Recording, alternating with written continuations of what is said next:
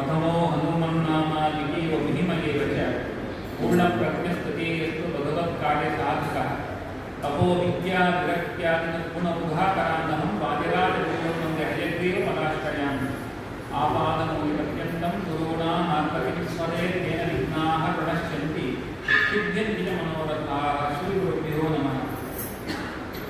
ಚಾತುರ್ಮಾಸ ವ್ರತ ಸಂಕಲ್ಪ ಬಹಳ ವಿಶಿಷ್ಟವಾದದ್ದು. ಆ ಸಂಕಲ್ಪದಲ್ಲಿ ಹೇಳುವಂತೆ ಇದು ಪ್ರಾವೃಷಿ ಕಾಲ, ಮಳೆ ಕಾಲ ಅಂತ. ಅದು ಚೆನ್ನೈಯ ಮಳೆಗಾಲ ಅಲ್ಲ. ಆದರೆ ಶಾಸ್ತ್ರ ಪ್ರಕಾರ ಆಷಾಢ ಮಾಸದಿಂದ ಕಾರ್ತಿಕ ಮಾಸದ ತನಕ ಚಾತುರ್ಮಾಸ ವ್ರತ ಅಂತ ಇರುವಂಥದ್ದು.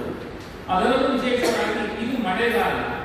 ಈ ಮಳೆಗಾಲದಲ್ಲಿ ರಸ್ತೆಯಲ್ಲಿ ಪ್ರಾಣಿ ಸಂಕಟಗಳು ಕಾಣ್ತಾರೆ.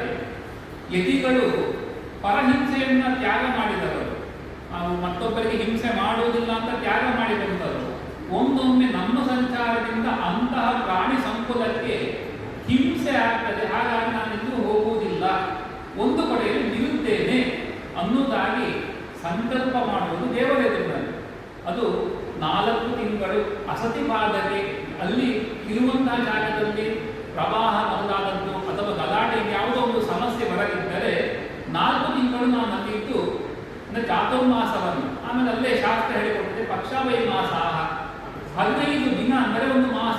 ಈ ಲೆಕ್ಕಾಚಾರದ ಪ್ರಕಾರ 2 ತಿಂಗಳು ನಾನು ಚಾತುರ್ಮಾಸ ವ್ರತ ಸಂಕಲ್ಪ ಮಾಡುತ್ತೇನೆ ಅಂತ ಸಂಕಲ್ಪ ಮಾಡುವಂತ ಗೃಹಸ್ಥರೆಲ್ಲರೂ ಕೂಡ ಕೇಳ್ಕೊಳ್ಬೇಕಂತೆ. ಏನಂತ? ಭಗವಂತ ದರ್ಶನ ಸ್ಪರ್ಶನಾಲಾಪೈ, ಭಗವಂತ ಪುಣ್ಯದಾಯಕ, ನೀವು ದರ್ಶನದಿಂದ ಸ್ಪರ್ಶನದಿಂದ ಮಾತುಕತೆಯಿಂದ ಪುಣ್ಯವನ್ನು ಕೊಡುವವರು, ಯಥಾಶಕ್ತಿಯಾಗಿ ನಿಮ್ಮ ಸೇವೆ ಮಾಡ್ತೇವೆ, ಅನುಗ್ರಹಿಸಿ ಅಂತ ಪ್ರಾರ್ಥನೆ ಮಾಡಬೇಕು ಅಂತ. ಯಾಕೆ?